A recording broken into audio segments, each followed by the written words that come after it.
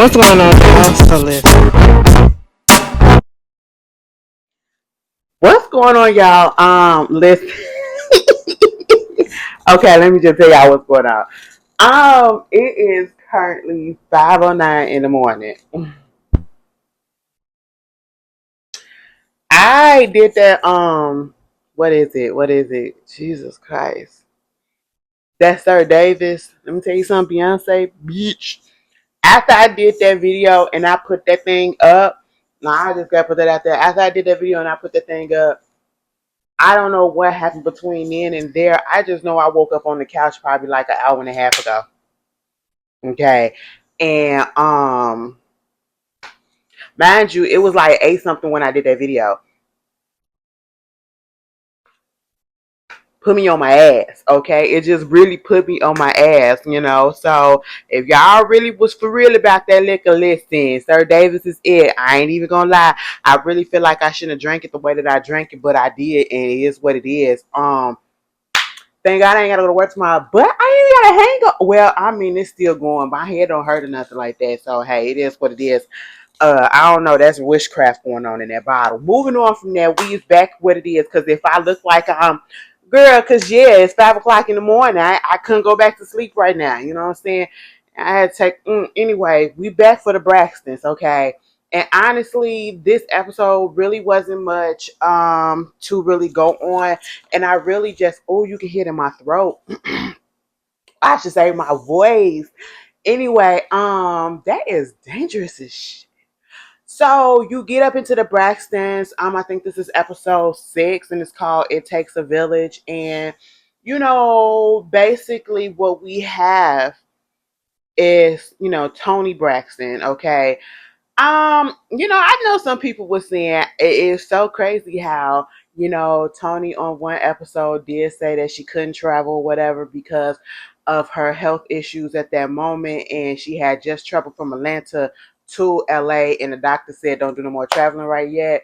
But when it was time to do, Tracy's birthday or whatever, she was over there in Europe, okay? And so some people was clocking that, and I said, you know what? Well, yeah, like y'all know I love me some Tony and everything, but it just feels like sometimes Miss Tony be trying to find any and everything to get out of these situations to come together with with her sisters and her family. Not saying that she don't love them. Mama do be working, okay? We have to give her that. But at the same time, when I see certain things lately on the show and all that stuff where they were trying to get together. And I think back to the original Braxton Family Values when she said in that little session that they had, if we wasn't sisters, I wouldn't be friends with y'all asses. Okay? I was just like, what is really going on? But at the same time, we have to realize that, she is a working, she's probably working more than anybody in the family right about now, like, because she's Tony fucking Braxton, you know what I'm saying? But at the same time, yeah, I mean, people was clocking it. Y'all know I hate trying to call out my girls and all that stuff, but people had a point because even I sat there like that. Is it me or do y'all find it weird sometimes when she talks about like you know um Kevin Jr. She on one episode she said Tracy's son Kevin in front of everybody as if they didn't know that that's their nephew, and it's just the way that she mentions. It makes me think that they're not as close. You know what I'm saying? I don't know, or maybe that's just her. Girl, I look a mess. I look a mess, and I feel, girl, I look tired as hell. I'm still partially. So there's that. Okay, give me a little bit of grace, y'all. Give me a little bit of grace, cause I ain't finna go change nothing. What? Oh man. But anyway, yeah, Tony doing all of that. She trying to set her mama up on a blind date because she was out there with Miss E, right? Miss E had came out there to LA, because she was gonna go meet up with her homegirls and all that stuff. I love it when I see older people hanging out with their friends that are age appropriate, and most of them be like the ones that they kind of, some of them, especially the ones that be like they grew up together and they still be friends after all these years, or like Mama E. And let me put out there, Tina knows, and all the older mature women in Hollywood, they be kicking it, and that's what they reminded me of. I was like, look at Miss E in her little circle. She had Judge Babeline up in there. She had Mary, you know what I'm saying, from 227. I said, oh my God, look at her. Okay, and I can't remember who the other lady is. And I said, you know what? I like that. I aspired and strive to get something like that, you know what I'm saying? But that was real cute. And she was talking about how Tony was supposed to be setting her up on a blind date. Let me tell you something, Mama E, stop playing with us. You know good and darn well. You know good and darn well you ain't want nobody since Michael left, or since you left Michael. Okay, that's just what it is. Mama E could have had any man she wanted. Okay, for real, for real. I just don't think that it's in her heart to be with somebody long term. I feel like well, everybody already knows she's still scarred. Mentally, she's still scarred from their relationship because regardless of how we may feel about Mama E and how, we think that she a little bitter and a little miserable when it comes to the relationship and comes to Michael, we also have to remember that that man played the life out of her. That man, and that was the only man that she had been with in her whole life at that point. I don't know if she been with anybody else like that, but she only had him, and they was together when she was young. Okay. And then she up here trying to be the faithful wife, the godly wife, serving and all that stuff, right? And then you out here doing every Brenda, Kathy, and Joy. You know what I'm saying? And then you wind up getting married to one of the bitches that I find that you was cheating on with. You know what I'm saying? Yeah, I feel a little type of way, but at some point we'll have to go to therapy to get over that. I understand that because you can't just let this man dictate and his actions or whatever dictate the way that you live the rest of your life. Because meanwhile, while she over here sucking and sullying, in her spirit, you know, Michael over there playing around with his wife. He moved on. Okay. I do want to see, and then you get into this age where you don't nobody want to, you get into an age where things can happen. You want a companion, you know what I'm saying? I don't feel like nobody wants to die long, okay? And I don't even want to put that out there like that because it's been a little bit too much going on. I know Frankie Beverly was sick. They said Frankie Beverly had Alzheimer's and something else like a little illness, like a little cancer or something. And I'm just like, what y'all really kept that under wraps, and I still feel some type of way that Frankie Beverly ain't here.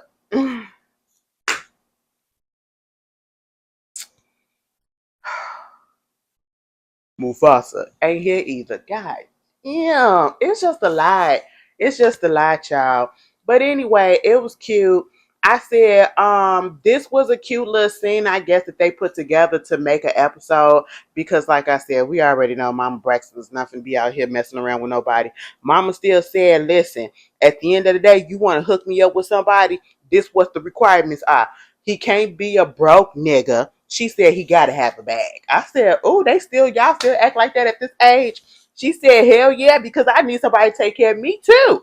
I said, you know what, I get it. She said he gotta be tall, all right, tall, gotta have some money, gotta have some sense about himself. And I said, okay. Now when Tony said, what's the age range? You want to do 40 to 50, 50 to 60? She said, excuse me? That's the age that my kids are. What the hell I look like? And then when she was up there talking with her homegirls and was telling them about it, it was like last time Tawanda had tried to hook me up with a 27-year-old. I said, what? And then they did that flashback and everything just came back. I said, oh yeah. Tawanda, you was foul for that one. I said, girl, what the hell was you on? Your mama was what? And that little whippersnapper, he still had Similac on his breath. And you gonna try to hook him up with your mama? What was going on? Tawanda, you probably want to play with him yourself. Moving on from that, it was really cute. I didn't need to hear Mama E talking about sex. I never thought that I would hear her talk about sex. Cause Miss Maybelline said, what would happen if, you get older, sometimes you don't want to have sex, or if that is that gonna be an issue? She said, I mean, if I desire that, I need to be with somebody that's gonna put that flame out and put that work in. That's literally what she said, but that's how I interpret it. I gave y'all my interpretive version, and I was just sitting here like, I know you had sex before because you got 6 kids, but baby, I ain't need to. Moving on, moving on. It was real cute. It was real cute. What else is going on? You know, you have Tony looking up dresses and stuff for outfits and everything for her tour, her little residency with Cedric. And Michael Costello, I said, oh my God, what happened? I was trying to find him. I was trying to fan him. I said everybody is slimming, okay? I said, you know what? I'm on that track. Y'all see this shirt big as shit on me. But I take the little ones as small as I can. And so he looked a little nice, and he told Tony, I got a brother that's 50 years old if you want to hook up with your mama. And she said, I can't do that because my mama don't want nobody that's my age and all that stuff. That was cute. That was cute. Okay. And then the way that she was throwing her weight around to get her sons into the his fashion stuff, I said, you know what? I'm all the way here for black nepotism. Okay, hell, the white ones get away with it. Can we get away with it too? Go off, And I didn't like the fact that when she went over there to his actual photo shoot, Denim got it, but you know who really got it? Diesel, bitch. I said, all right. Diesel, I think Diesel is the hair. It's the hair that sets him apart. But he really do got that, he can be in high fashion editorials and all that stuff. I could see him walking in, the New York Fashion Week and the Paris Fashion Weeks and all that stuff. I could see that happening. Denim too. Denim got a classic look as well. And that was real cute to see the mama come up there. And, he trying to make a name for himself. Okay. And Tony just popping up, and she just wonder why the kids don't want you. Girl, mama, I'm at work. I'm at work. If you're gonna sit there, please be quiet. Let me work my work. Okay. You work your work, I'm gonna work my work. But then got some pictures taken. I know that's right. Get some free pictures taken. We look good together, so we gonna do this. And I just like the little conversation they had, typical father, mothers and son and all that stuff, and him trying to come into his own and her just trying to be there for him. Oh, she was talking about she want to manage him. Girl, we'll see how that goes. Okay, keep the money in the family. Anyway, moving on from that. We get Tamar. I think you can actually see the interview or the part the thing that she did with Carlos King. I think it's on his channel or whatever. I did watch it. And that's it was decent, you know what I'm saying? It wasn't bad. It was a good look for her. But she did explain what we really just got out of there is that, she is as she says, a friend of the show. And honestly, as I'm listening to her say all of this and saying how, the last time she was on the show, whatever, it almost killed her and all that stuff or whatever, and I get it. But I just feel like it was a lot more stuff that was going on that played a part in that.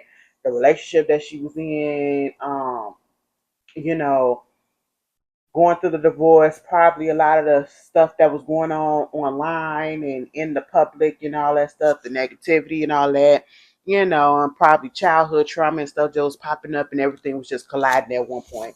And so there's that. Understandable, but I just don't understand why would you still want to come back, especially if you're saying that. And I know they doing it all as the guys of saying that this is something that Tracy wanted us to do, wanted us to come back together as a sisterhood, but at the same time, it's like this don't feel like a sisterhood. This don't feel like the Braxtons. It feels like, even though like when we watched the Braxton Family Values, we knew that Tracy was up in Maryland. We knew she was in Maryland. We knew a couple of them was down in Atlanta, and we knew the other two was up in LA. But at the same time, it still kind of felt cohesive. It felt like they was a unit for the most part, right? Right about now, you literally, when I'm looking at this one, because of all of the stuff that has transpired, you literally can feel the separation while you looking at it. Okay, we know that Tawana to be off by herself, whatever. She don't really fuck. Yeah, okay. Her and Trina, maybe Tony, they probably like this, but she don't really fool with that girl Tamar like that, And then Tamar off in L.A. or wherever she was in Atlanta, I don't know. On the show it said Atlanta because they was doing the interview. Um, doing her thing and trying to work on her career. Tony out there in Vegas trying to work on her career. Trina down there in probably Atlanta too with her husband working on her YouTube and her cooking stuff and all that stuff. It just really feels like everybody is literally separated. I don't know if I'm explaining that right or do y'all understand? Because like I said, when they was doing the same thing on Braxton Family Values, but it still felt like they were together. Right here, it just feels very, very separate. And if this was supposed to honor Tracy and for y'all to get back to your sisterhood, y'all got to do a little bit better and a little bit more. Okay? Because it ain't working, not for me. It may be working for y'all, but it ain't working for me. Okay? But, baby steps. Rome wasn't built in a day. Okay? So there's that. Moving on, moving on. Yeah, I just honestly, to be quite honest and with my opinion, as I was saying, I really wouldn't come back. Tamar, you talking about how, oh, this almost killed me, this almost did this, whatever. And I know they said that there's some new people on staff and all that stuff. I still wouldn't come back. I still wouldn't have came back because now we seeing that, you seeing that you a friend of, and then so that means that you're fully not back. You're just doing this just for what? Is it to get your family back on TV or whatever? Because I know y'all say it's for Tracy, but is it really about that? You know what I'm saying? Because if that's the case, the way that y'all going about it, it seems very, I ain't even gonna lie, y'all, it seems a little exploitative. Okay. But hey, it is what it is. And then on the next episode, she's saying that she don't even feel connected to this. So what? Why? I don't understand. But anyway, moving on from that. Um, the last part, I just felt so bad for little Kevin. Yeah, well, little Kevin don't need this. I know that's Tracy's son, and I know people want to know what's going on with him, but he was never really on the show like that. And maybe because he was younger, he was a teenager, preteen at one point. Then we did see him get in a relationship. We did see him have the baby. We did see him get married and everything, but it wasn't so invasive, if you ask me. I do feel like this a little invasive, but is he's a grown man and this is his he could say no, he could say yes, and obviously he said yes, but I just feel so bad for him. I out of everybody, like I know Tracy was their sisters, but Kevin was her son. She carried that boy for 9 months. They was one person for 1.5 persons for 9 months. Gave birth to him. And y'all know Kevin was already dealing with a little bit of health problems. He had rheumatoid arthritis. Y'all remember that, and when Tracy had to go to him because he had the little flare up. Oh, that was that was in Braxton Family Values. For the ones that don't know, go back and watch it. But then you get on here, he actually going to grief counseling, right? He came out there to LA, or was he in LA or Atlanta? He was in Atlanta. And so they go see Spirit. I am glad that they did not show the whole session of him in Spirit. I feel like the little part that they did show was okay, and everything else needed to just be private and let him have that, okay? And I appreciate them doing that, and he was just talking about how everything is just heavy. Emotionally, he is just messed up, right? So they said after he got through with the counseling thing, it was very, very emotional. Okay. And so at this point, he was on the phone with somebody. Next thing you know, he blacked out. They said he had seizure. And I said, oh my God, what is going on? Girl, he done had some seizures ever since his mama passed away. That's stress, okay? And you know what they say about stress. Stress is one of the number one killers out here because that thing will pop up, it'll sneak up on you. It'll sneak up on you. You think you doing good. No, bitch, I'm stressed the fuck out. And next thing you know, you stroking out. You seizing up. you having a heart attack. Okay, you got high blood pressure and all that stuff. We got to take care of ourselves for real, for real. And this pissed me off seeing all of that. Of course, Tawanda was the one that came over there. I guess Tawanda is like Mama Beth to him now. I don't know. Did she say she was like his godmama too or something like that? If that's the case, that still understands why she always there, scratchy. His name is Lil Kevin. I'm sorry, Tawanda. We're gonna have to let Scratchy go. Okay, because it's just not connecting with us a little bit. But I mean, I get it. I get it. You did say it in the first in Braxton Family Values, but you said it one time. So the peoples is like, who the hell? We like, girl, what? Call that man Kevin Jr. Okay, call him K2. There it is. That's what we're gonna call him. The K2. He was up there going through what he was going through, and just sees. I just feel so bad. They had to get his medicine and all that stuff. Then he needed to go home the next day. He had a plane that he was gonna take, I think, that morning so that he can get back, or he was gonna either take it that day, the night, later that day or whatever. Either way, he needed to be back in Maryland so that he can go to court for his divorce, right? And they basically suggested, I don't know if they went to the doctor or if it's just the producers and all that stuff. They suggested that he do not fly because of what just happened. It literally transpired.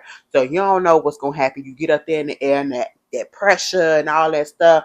Girl, yes, we want to take precaution because we want him here as long as we can. And then Tawanda gets on the phone and she calls Olivia telling her what happened, right? And she was like, okay, cool. Because Tawanda said, is it a possibility that you can look into kind of like, postponing the court date from tomorrow and push it back probably a little bit, just slightly because of what happened? Tawanda was like, yeah. And, I'm just so glad that she was so understanding and all this stuff and woo, woo, woo. I'm sitting here like, okay, everything gonna be good. Let him get his bearings, get him a day to recuperate, and then let him fly out there and go to court. This girl, I'm trying to be respectful because I don't know these people. But at the same time, I just feel like saying a whole lot of disrespectful stuff, but I'm not going to do that because I don't know the ins and out of what was going on in that marriage. But from what I saw, Olivia, you was fucked up for what you did. Okay, and y'all can say how you feel, but I feel like she was fucked up for what she did. All right, Lil Kevin was up in that hotel room. It paused. Now I know we grown and all or whatever, but why he's staying in a hotel and not staying in nobody's house? I mean, I get it. You probably want to be an adult or whatever and do what you want to do, but at the same time, especially when he was like, I need somebody to watch me, like y'all call. He was scared to go back to the hotel after he had the seizure, right? And so he like, y'all check in on me. I'm waiting for Tawanda, one of them, to say, why don't you come check out the hotel and come stay at my house, for the moment. Let me tell you something. I don't care how old I am. I got a family member that got a nice crib. I'm not finna come down there and spend my money and go to a hotel. No, we're gonna do what we're gonna do up in your house, okay? Give me a room. This is the guest room, and I am the guest. Okay, I shouldn't have to pay for a hotel.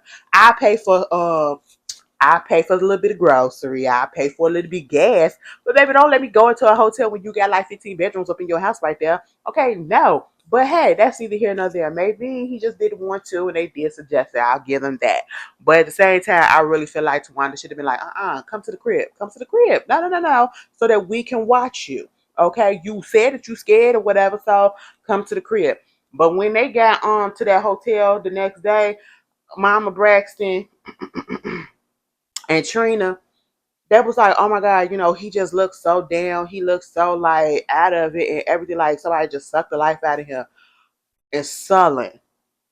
Why he said Olivia called him and said that the divorce is completed.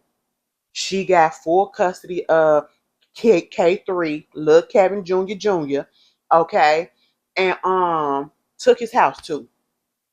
I said, are you serious? So basically, what happened was she did not talk to the judge. She did not ask for it to be, extended or postponed because of his health issues, which was a legitimate reason if you ask me. And then she just went on ahead and went to court without him, so he wasn't there. So this is like a default judgment. So he couldn't defend himself. He couldn't. I said, "Oh my goodness, that is so messed up, Olivia. Why would you do that? Why would you do that?" Now, if he was to go out here and do a Tyrese rant, I totally understand it. I would totally understand it, But he a little bit more mature than that. Okay, he said, I can appeal that. But then she was like, "But my house," you know what I'm saying? It was like I feel betrayed. Girl, you was bogus for that. I feel like, again, like I said, we don't know the ins and outs of what was going on in that relationship.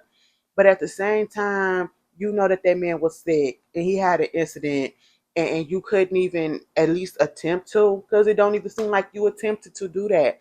And then you just took his kid and you took his house. God damn, where he supposed to stay? Where he supposed to stay? Wow, that really pissed me off because I'm looking at little Kevin Jr. and it's like